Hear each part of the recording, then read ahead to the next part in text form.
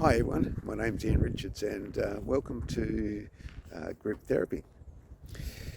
You might notice that I'm recording this, obviously, and today I'm here at the Bluff at Victor Harbor in South Australia, and what we're going to do, we're about to take a group of Year 9s, 14 to 15 year olds, abseiling, taking them on a outdoor experience.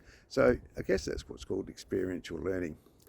That's in week 13. You hear more about experiential learning there. Now, I am hoping that today the cloud and the skies are looking a little bit dicey. I'm hoping that we'll get through the activity today. Some weather's going to come through. We have a risk management plan, and you'll learn that in, I think, week 10, about learning about risk management and how to manage risk in the environments there. Overall, this is a great unit, and I'm really excited to run this for you. I'm actually quite excited to be able to video this for you. So thank you for the holiday we have where it's not live and I can take this to you. Hey, a little bit about the unit. It's a very different unit than what you'd be expecting. It is based on management, and so the idea behind it is that at the end of it, you'll have proficiency in managing a group. Now, that's different to running a group. There will be opportunity to be able to run a group and test your skills running groups, specifically in the workshop. But the idea here is that once you graduate as a master student, you graduate with a high level of skills and knowledge. So this unit's been designed specifically around that. There'll be a lot of content in there that's probably quite new for people, a lot of content that is not included in other units or other courses. There'll be some information that people normally do in their own workplaces. But overall, it is probably a very different course to what you may be expected. With that in mind, your tutors and your lecturers or lecturer, that's me, and your tutors are there to help you every step of the way there. So please reach out to them and ask them questions. Go into the drop-in sessions that you assigned to you if you wanted some questions there.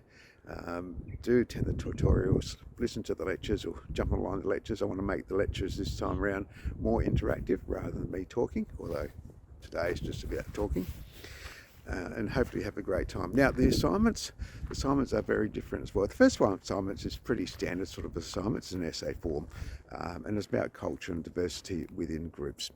We're in that space, we live in that space, and you are the forefronts of increasing culture and increasing diversity amongst the wider populations of our Australian, we live in Australia. So it's a space, and it's a very important space, specifically in group work, to look at that, because you will get a whole range of people from various different cultures and backgrounds that you'll need to work with and help people to work alongside of.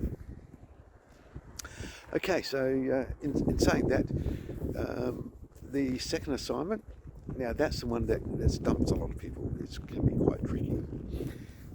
What I don't say it's not tricky, it's because where it stumps is that we haven't got a template for you to download and use, and it's more about developing a plan. The idea behind it is that when you go into a workplace, you will need to develop your own plan, more than likely. So you need to find your own plans, develop it,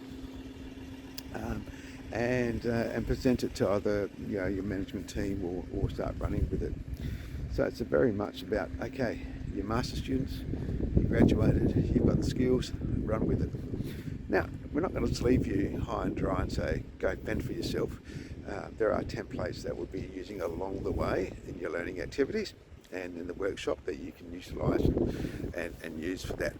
Also, a part about the assignment is about doing a risk management plan. As I mentioned, week 10, we'll be going through a risk management plan so you can have an understanding of that. Now, some people have already done risk management in the workplace, and that's okay. Like today, we're going to do risk management about the weather.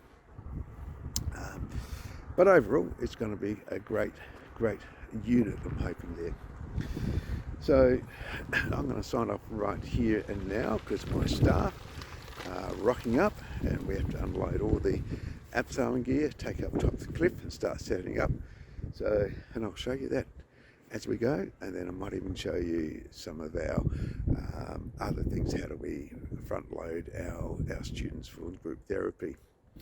So you may see this video jumping around a little bit. I'm not the best video person. I must confess, it's probably the first video outdoors for ACAP that I'm running, so bear in mind of that, but I hope you're finding it entertaining. Thanks very much. Alright, it's a bit windy here, but we're about to set up and I'll show you here. We've got Talia over here. There she is, and setting up our abseiling lines here, and over Stewie here. Stewie's our rescue fireman, and there's Cannon down the background there. So yeah, hopefully won't be able to show you any of the children that we're taking over the cliff because we don't have their permission, but it's not a great view, but we'll be able to go through some of the things and show you some of the Bloom's taxonomy, which you'll go through at the workshop. We're looking at there of remembering, understanding and applying. So that's the 3 of the 6 levels of Bloom taxonomy. Well, this might be all new information to you, don't worry about that, but we'll go through that at the tutorial and in your lectures there, in your workshop. So, abseiling, basically a simple way to put it is you've got a piece of rope and you're going down on a device, something like this, that creates friction for you, okay? So, looking at the rope there, you think it's strong? No, you don't think it's strong? Okay, let's have a guess. How much weight do you think it's strong? Okay, so I faded the audio out. It's too windy. Most unfortunate. I'd love to show you this, but I might just go through it anyway. So what Keenan is going to do here, this is part of group. It's part of the group and front loading the group. We call it front loading, is actually giving some information at the very start that they need to complete a task here. And the task is abseiling. So he's going to front load, and what we do is that we need to give specific instructions to the group to ensure their safety, to ensure that they understand and can follow the instructions. Obviously, if we just threw them on the rope and said, away you go, they wouldn't really understand, they wouldn't know, because they haven't been taught the skills. And so Keaton there is teaching the skills to have how to abseiling, and he's using an approach there of is to remember, understand, and apply. Is to remember, understand, and apply. This is the first 3 stages of Bloom's taxonomy. So if you're a teacher or know a bit about Bloom's taxonomy, and we'll cover it later on, you may get it, even look up Bloom's taxonomy. So remember, what we want to do is have the students to remember what parts are called. I've got the rope, and remember the carabiner, but also to remember that it is safe, it is secure, it is strong. And so we tell them that the ropes are breaking strain of 2,000 or 3,000 kilograms, and same with the hardware, the metal devices. So we tell them that, and we get them to sort of feedback, how strong is the rope? 2,000 kilograms, great, it's about 2 cars. And to understand,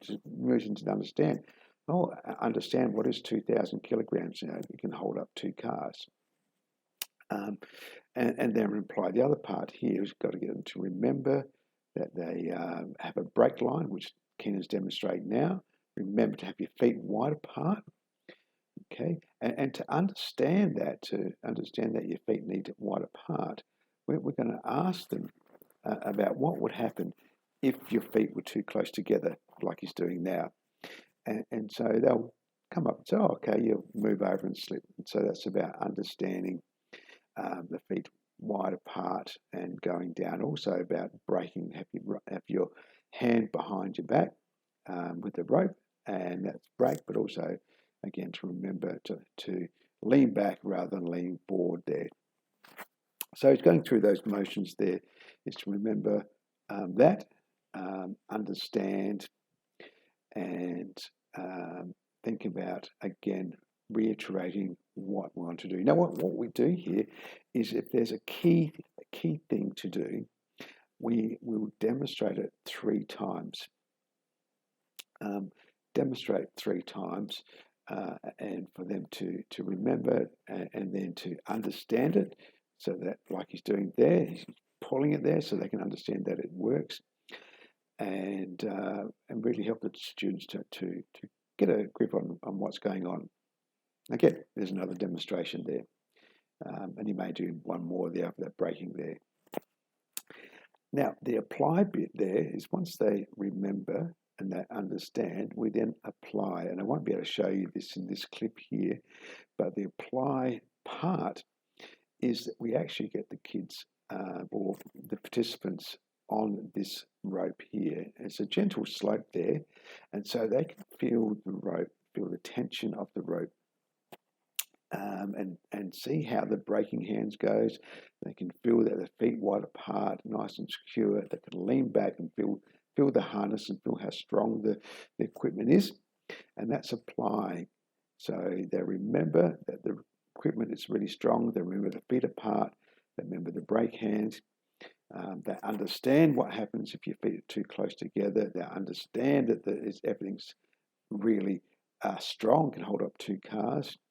And they can understand how the brake system works, and then they apply that. They are putting in themselves in the systems, testing out the strength of the rope themselves, pulling back on this nice gentle slope, with the feet wide apart and going over to a rock before they, in the distance there, you can see other ropes before they go down to the other big abseils. Okay, so that's pretty much about the remember, understand, and apply side of things.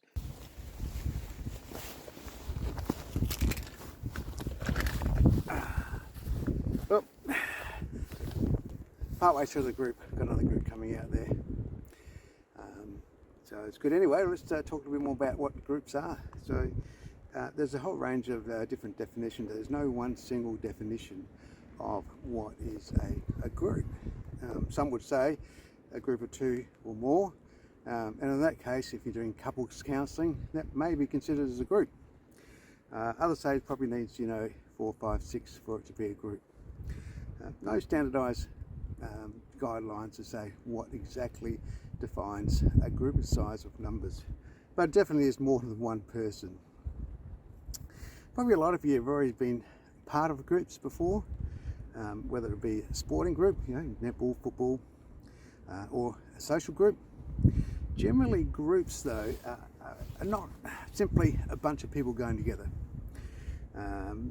Groups have a common goal, common interest, and that's a key point about groups. They've got to have something that unites them together, a shared experience, or a common purpose, a common goal that they're all striving towards or working towards there.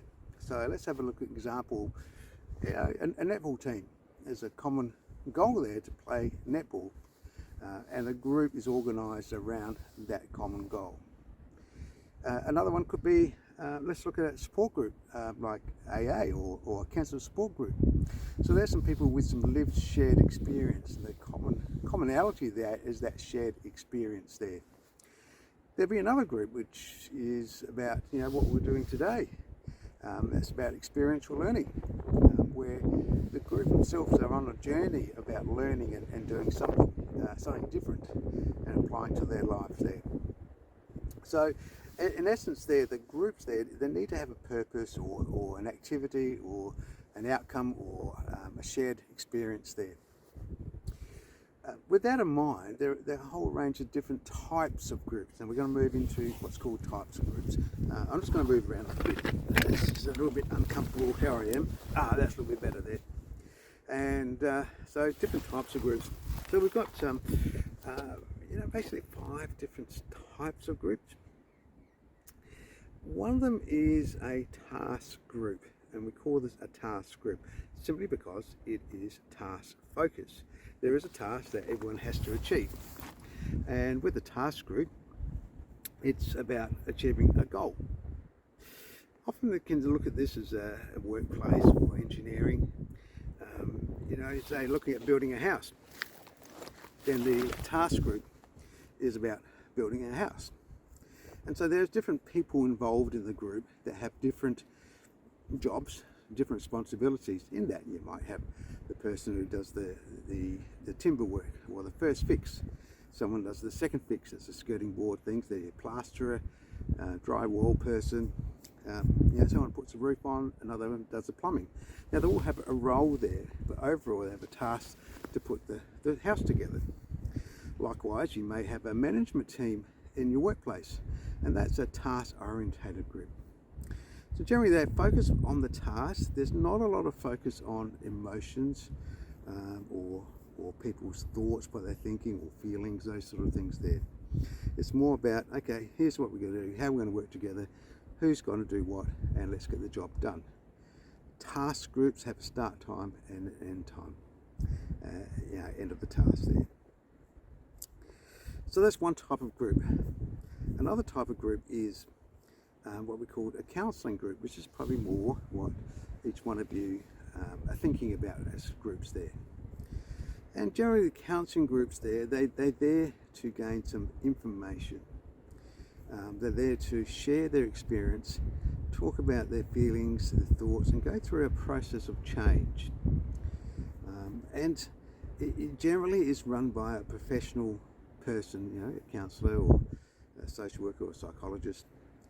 And that professional person's guide the group into the direction that they're looking at heading and helping people to learn and grow through the experience of the group there.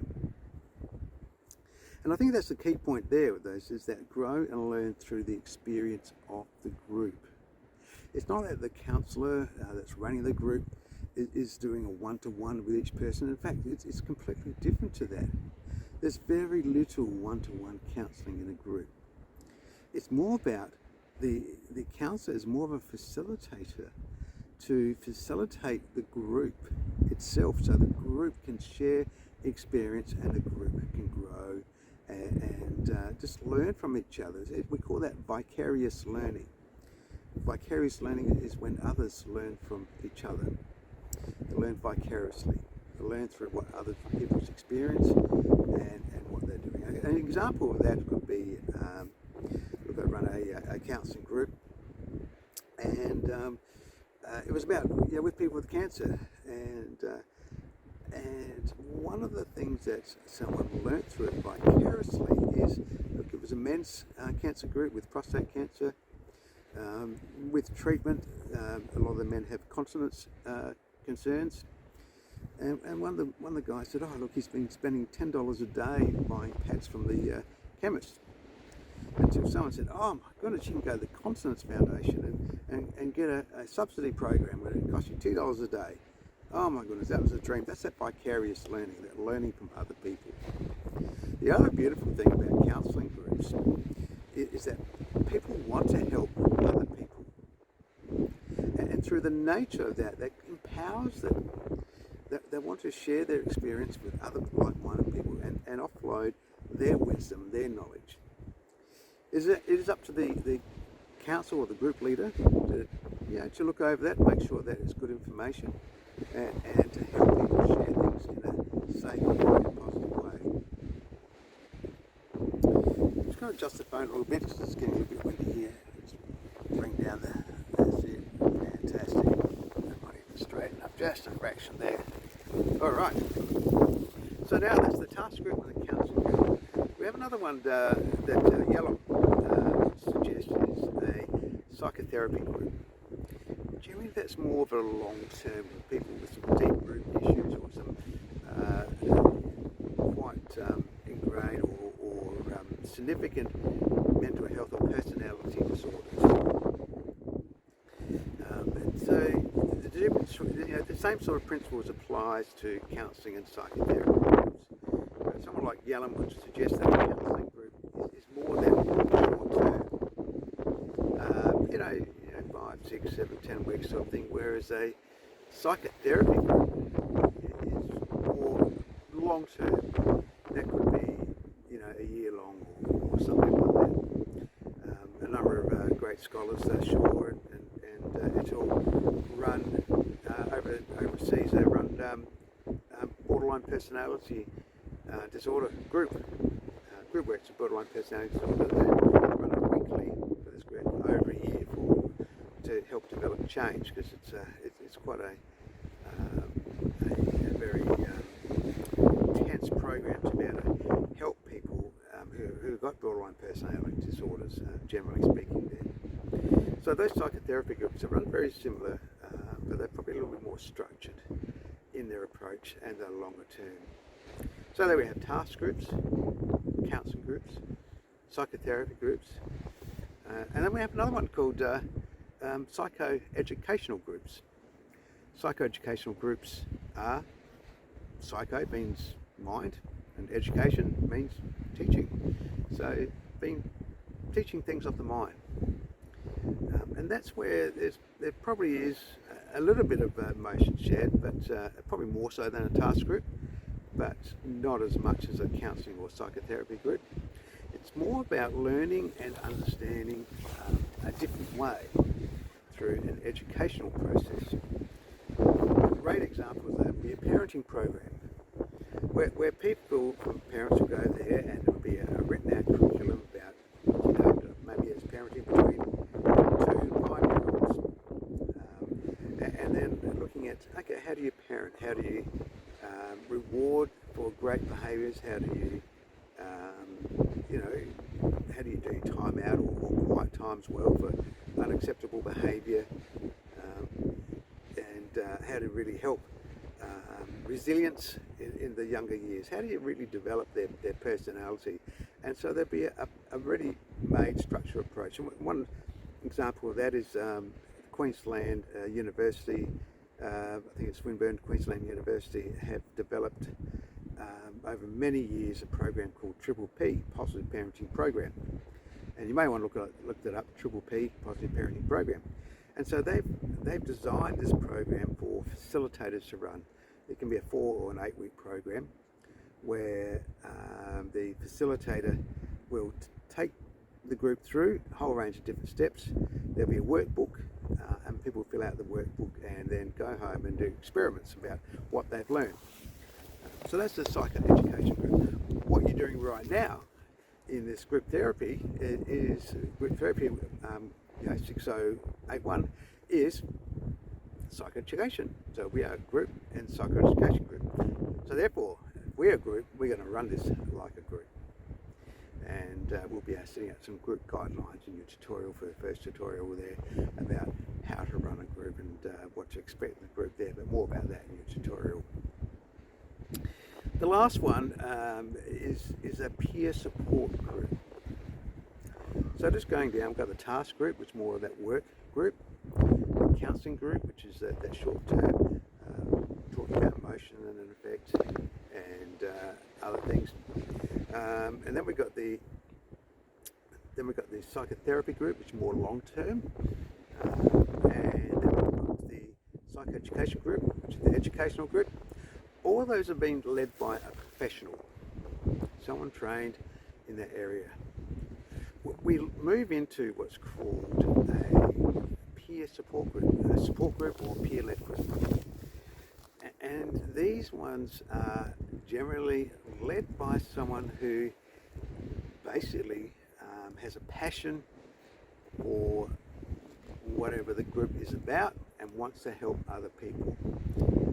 In most cases, they're not a trained professional. They may have some experience in running groups. Some examples of those will be AA, cancer support groups. It could be an anxiety group, depression group. Grief and loss are often quite common in those peer support groups, and that'd be like a group of people with a shared experience coming together to learn vicariously from each other. Quite often there will be a group leader, but they were just there to manage the ins and outs, the day runnings of the group there. They're not a counsellor generally. They can be, but generally they're not. they're a person who can facilitate a meeting, facilitate a gathering, and get the most out of it. Quite often with support groups, they often have a time where they get together and just share what's going on there, what's going around with them. You may seen a lot of that on a TV show with an AA group or something like that within the circle. They go, "Hi, my name's Steve. I've been an alcoholic. Hi, Steve. Welcome, Steve." That sort of thing. Some of that happens, some of that doesn't happen that way. But generally, they get together and share their experience, what they're going through, and how things are going, any troubles they got, just so that they can actually offload some people who, I guess, get them, people in similar situations. And the group leader just facilitates that. Other things that can happen in those groups, those peer-led groups, is sometimes they bring in a guest speaker for some of that psychoeducation. We've had many times we've brought in a urologist to talk about urology, dietitian talk about diet and cancer, and a whole range of other things as well. An exercise physician. A whole range of. Sometimes they even bring in someone that's like, "Whoa, I've just done a trip around Australia and share some of my photos." Just as something light-hearted and something different there. So just going through that, they're the main groups that we have for group therapy there. The task group, the counselling group, the psychotherapy group, psychoeducation group, and the peer or support groups there. So keep that in mind, and the key word there is they are the types of groups, and that's important to remember when we're looking further down this unit, is about looking at when someone says, "Oh, what's the type of group?" That's what it is. We're looking at that type of group there.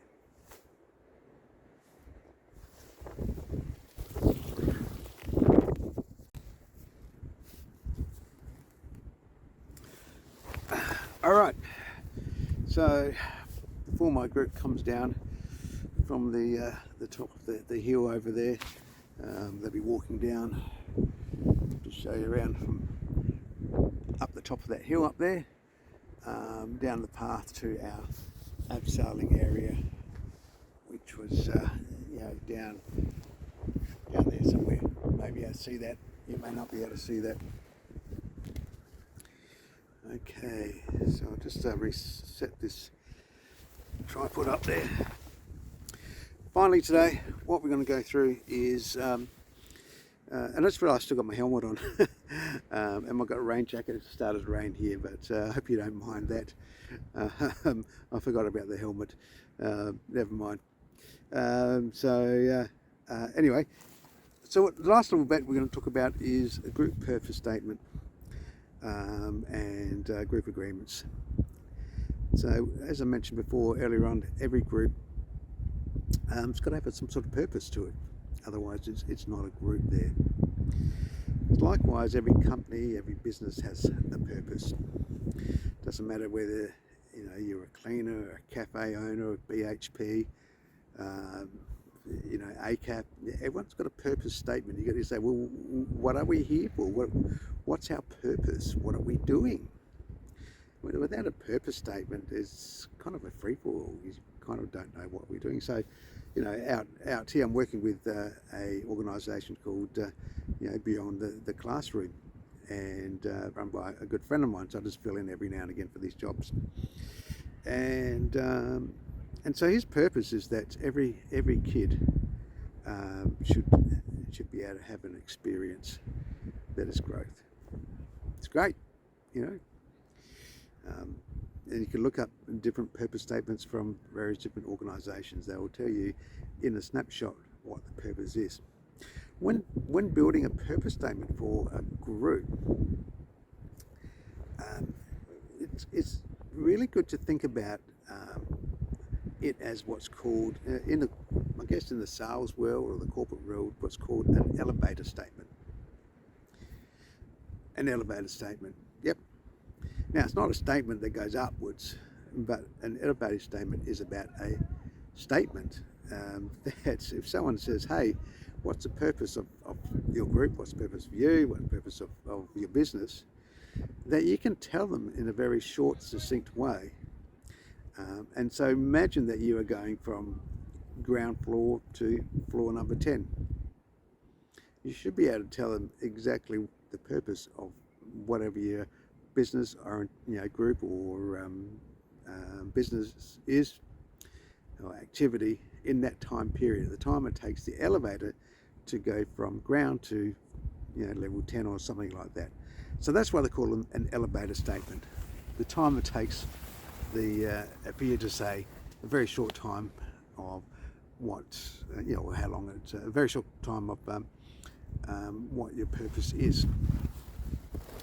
The purpose statement is very important because when you're trying to attract people to your group, they want to know what they're going to, what they want to see, what they're going to achieve there.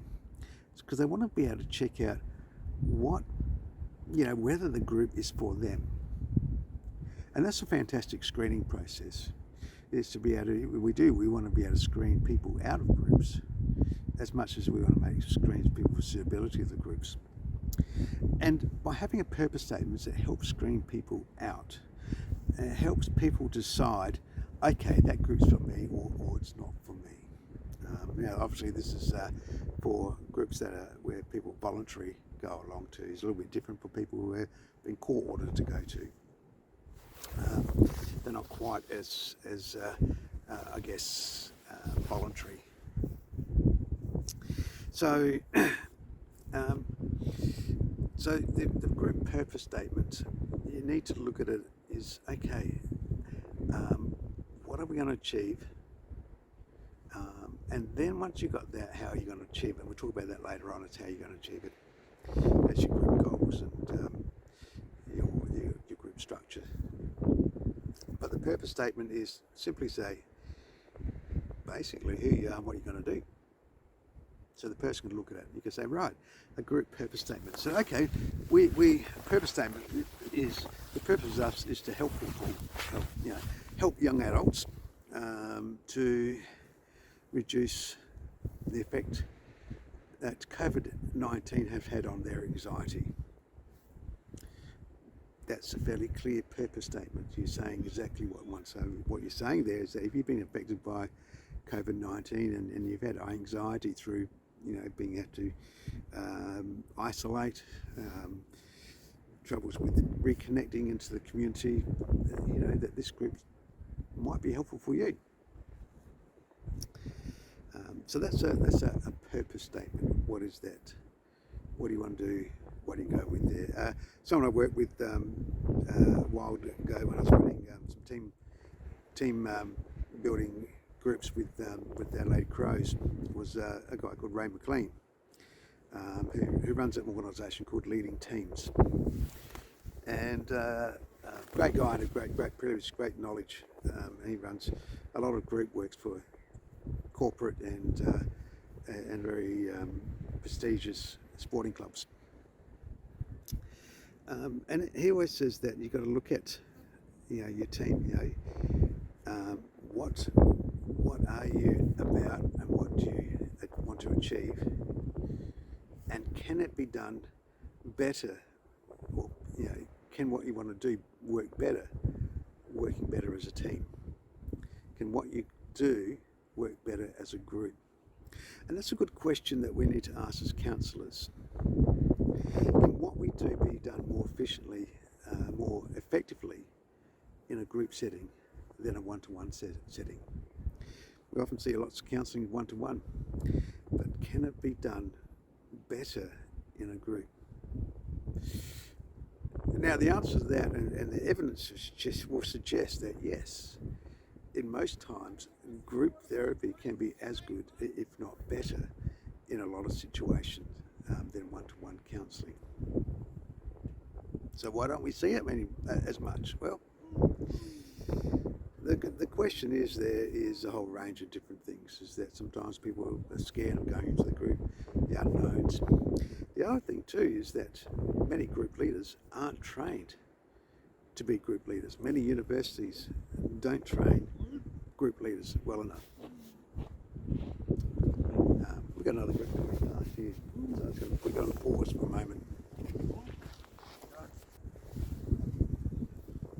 All right, the group's passed now. I had to didn't have their permission to film, so there we go. That's some people walking past.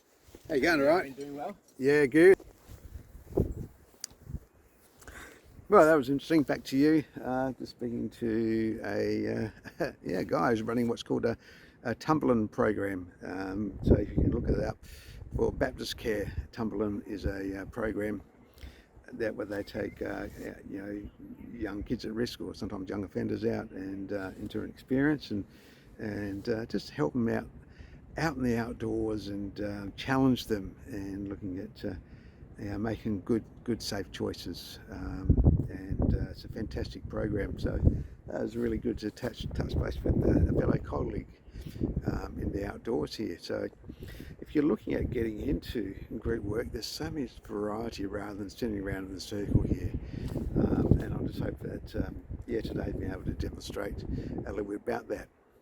So anyway, back to the group statement there. So the purpose statement, I think you've got a good idea of the purpose statement. It needs to be very specific, meaningful, and something that someone can look at and go, yeah, that's for me, or no, it's not for me. We've then got a group agreement there, and that's what we're looking into in your tutorial there. Group agreements is setting up your guidelines of what the group is. Now, as I was speaking, that my group is coming down the hill. We might be able to see them there in the distance. So I need to sign off here very soon. The group agreement, it sets out guidelines that people will need to follow. Things like, rock up on time, one person speaks at a time, we only speak respectfully for each other. The key things with group agreements is talk about what you want rather than what you don't want. Even one-to-one counselling, help the people talk about what they want rather than what they don't want. If you're talking about what you don't want, it's very hard to know what you do want. For instance, if you've got kids and you say, don't run the house, the next thing they're doing cartwheels and skipping. You haven't told them what to do. So no, we walk in the house. Likewise, tell people, don't be late. No, we say, we'll be on time. Okay, because they rock up an hour early. That's not helpful. So always talk about what you want. And the group guidelines sets the group, and it's a way that you can check in and help keep responsible and keep everyone accountable for it. All right, my group's just arrived, and so we're going to go and do some more abseiling. So hopefully we'll see you later on.